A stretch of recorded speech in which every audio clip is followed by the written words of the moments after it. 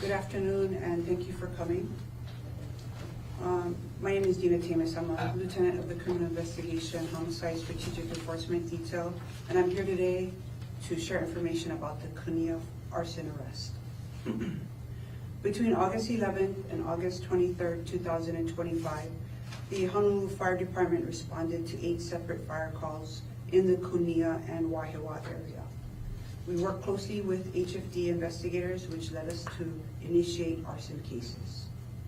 Due to the extent of land burned and the costs and damage, the brush fire that occurred on August 19, 2025 was classified as arson in the first degree. During that investigation, the State Fire Marshal provided HPD detectives with photographs that appeared to show a suspect igniting the fire. The images also captured a light-colored, older model Dodge Ram quad cab pickup truck with distinctive blue pinstripes. The photographs were far away, and the description of the suspect could not be made at that time. On August 21st through August 22nd, 2025, the HPD Strategic Enforcement Detail initiated targeted surveillance operations in that area. On August 22nd, 2025 at 10:21 a.m., wildfire cameras captured the same truck in the area. Through the system's 90-second delay prevented officers from intercepting the vehicle. An internal crime information bulletin was distributed to all patrol districts seeking their assistance in locating the vehicle. On August 23rd, 2025, wildfire cameras again captured the Dodge pickup parked on Kunia Road.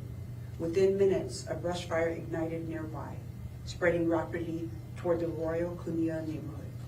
The fire came within 891 feet of residential homes before being brought under control by HFD. This case was classified as arson in the first degree.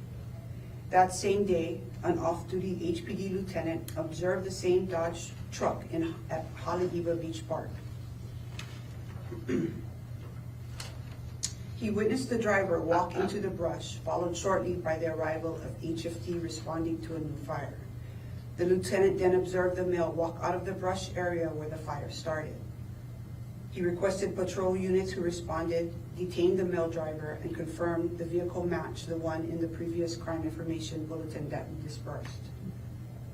The suspect was identified as Antonio Vieira, who was operating a Dodge Ram pickup truck with a Hawaii license plate GA050. Homicide detectives confirmed that Vieira matched the description captured on the wildfire cameras earlier that day. He was then arrested for arson in the first degree. A search warrant was executed on the truck, and with assistance of HFD's accelerant detection canine, investigators located multiple alerts for ignitable substances both on the vehicle and on the clothing that we recovered from Vieira.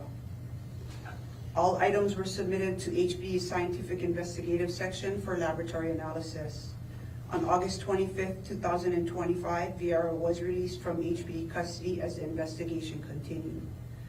On August 27th, 2025, through diligent work of detectives with the Department of the Prosecuting Attorney, a warrant of arrest was issued and Vieira was arrested for arson in the second degree without incident. Members of the public were instrumental in providing critical information that advanced this case.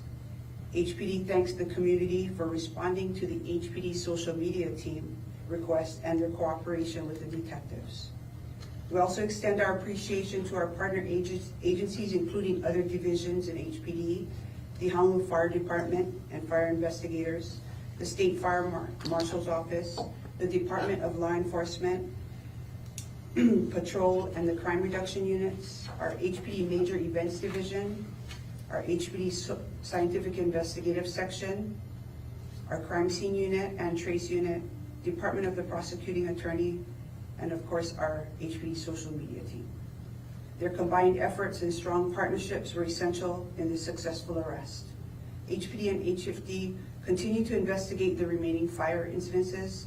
Additional charges will be pursued as the evidence is reviewed and witnesses are located. I'll take a few questions right now, if you have any. Lieutenant, can you help me understand the threshold between arson 1, arson 2?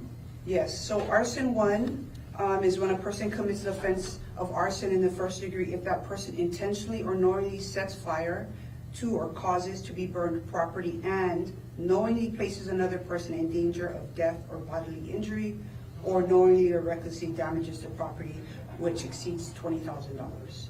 Arson 2 is if the person intentionally or knowingly sets fire to or causes to be burned property and recklessly places another person in danger of death or bodily injury, and if they knowingly damage property that exceeds $1,500. Can you explain why he was arrested, released, and re-arrested? So he was arrested, and when he was first arrested, we have 48 hours to build our case. During that time, we were testing numerous amounts of evidence, which we didn't get the results before the 48. So when the 48 came, we had to release him, but our testing was still continuing. We were able to get the results we needed. From there, we worked with the prosecutors and rushed to get a warrant of arrest. Any indication of motive or any more you can tell us about the suspect? The suspect had asked for an attorney, so no other information was given after we arrested him for the warrant of arrest. Lieutenant, you talk about social media. How did the public help in this? So I'm sure you're all aware that our social media team, we've been putting out alerts when people are getting arrested or if it's a high profile crime that comes out, just to let the public be aware of what's going on. The public will, when we put it out for the Kunia fire, when we put out that he was arrested, there was people that responded on the social media with messages, or they'll do private messages to our social media team, and they'll say, they might have had pictures of the incident, so they're very helpful in that sense. And when oftentimes we'll reach out, hey, will they be willing to talk to a detective? They oftentimes agree, and we meet with them, and they become a very good witness in our case. Just to be clear, which fire is he charged with? He is charged with the fire that happened on August 23rd. The Kunia fire, Kunia. yes. Mm-hmm. So the August 12th and the August 19th, they're still open? Yes, they're still under investigation. Okay, were those the only two arson three total arson investigations? There's actually 4. There was one on the same day that happened in Haleiwa on Saturday, same day, August 23rd. So it was Kunia and then Haleiwa. We're working on all those other 3. Okay, but 8 total in the Kunia area was what you said earlier, right? Yeah, I think it was 3, but if I'm looking at Kunia, Haleiwa, Wahiawa, that area, total. You have a message for the people who try to start these kinds of fires? The message is for the public. If you see anything, right? If you see anybody in that area, of course, if you see a fire, call 911.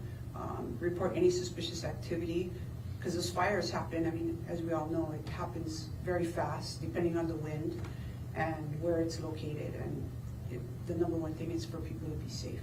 So if they see any suspicious activity, they should call 911 right away. Do you know if he's a resident? Yes, he's a resident. That's all I have. Lieutenant? Thank you. Thank you. All the information that was provided